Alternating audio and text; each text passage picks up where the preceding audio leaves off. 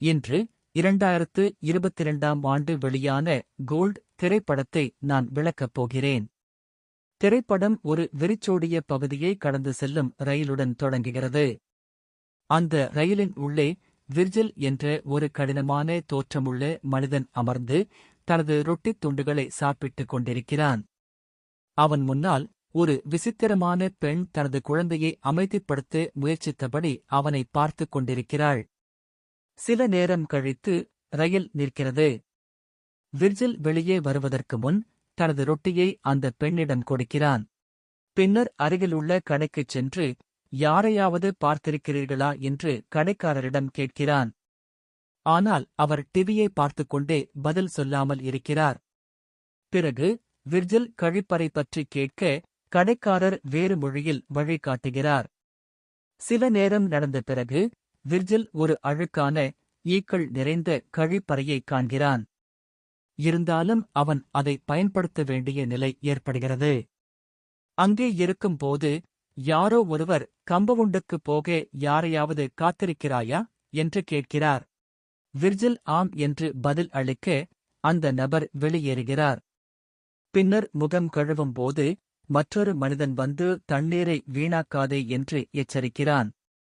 அடுத்த காட்சியில் விர்ஜில் கீத் என்ற டிரெக்டரைவருடன் பயணம் செய்கிறான். கம்பவுண்டுக்கு அழைத்துச் செல்லும் கட்டணம் பற்றி கீத் பேசுகிறார். ஆரம்பத்தில் $200 என்று நினைத்த விர்ஜில் கூடுதல் கட்டணம் கேட்கப்படுவதால் ஆச்சரியப்படுகிறான். வெயில் அதிகமாக இருப்பதால் விர்ஜில் ஏசி ஆன் செய்ய முயற்சிக்கிறான். ஆனால் கீத் அதை தடை செய்து என்ஜினுக்கு பாதிப்பு ஏற்படும் என்று கூறுகிறான். சில தூரம் சென்ற பிறகு டிரக்கின் டயர் பஞ்சராகிறது. அவர்கள் அதை மாற்றும் போது 2 காட்டுநாய்கள் சண்டையிடுவது தெரிகிறது. கீத் ஆரோக்கியமான நாயை விரட்டி காயமடைந்த நாயை கொன்றுவிடுகிறான். பின்னர் அவர்கள் மீண்டும் பயணம் தொடர்கிறார்கள். இரவு ஆகிவிட்டதால் அவர்கள் ஓய்வு எடுக்க முடிவு செய்கிறார்கள். இரவில் விர்ஜிலின் நோக்கம் என்ன என்று கீத் கேட்கிறான். விர்ஜில் வாழ்க்கையை மாற்றும் வாய்ப்பை தேடி வருகிறேன் என்று சொல்கிறான். கீத் அந்த இடத்தில் வாய்ப்புகள் இல்லை, கடின உழைப்பே கிடைக்கும் என்று எச்சரிக்கிறான். ஆனால் விர்ஜில் அதற்கு பயப்படவில்லை என்று பதில் சொல்கிறான். அடுத்த நாள் விர்ஜில் டிரக்கை ஓட்டும்போது வெப்பத்தால் ஏசி முழு சக்தியில் ஆன் செய்கிறான். இதனால் என்ஜின் பழுதாகிறது. கீத் கோபப்பட்டு அவனை திட்டுகிறார். அதன்பின் விர்ஜில் அருகில் இருக்கும் கற்களை கவனித்து ஒன்றை சுத்தம் செய்யும் போது அது தங்கம் என்பதை கண்டுபிடிக்கிறான். கீத்தை அழைத்துக் காட்டுகிறான். கீத் சோதனை செய்து அது உண்மையில் தங்கம் என்று உறுதி செய்கிறான். அவர்கள் அதை தோண்ட முயற்சிக்கிறார்கள். ஆனால் அது மிகவும் பெரியதாக இருப்பதால் முடியவில்லை. கயிறு மூலம் இழுக்க முயற்சித்தும் பயனில்லை. இரவில் காட்டுநாய்களை விரட்ட தீ தேவை என்று கீத் சொல்கிறான். அவர்கள் மரக்கட்டைகளை சேகரித்து தீ மூட்டுகிறார்கள். தங்கள் வாழ்க்கை மாறப்போகிறது என்று கீத் உற்சாகப்படுகிறான். பின்னர் எக்ஸ்கவேட்டர் கொண்டு வர ஒருவர் நகரத்திற்கு செல்ல வேண்டும் என்று முடிவு செய்கிறார்கள்.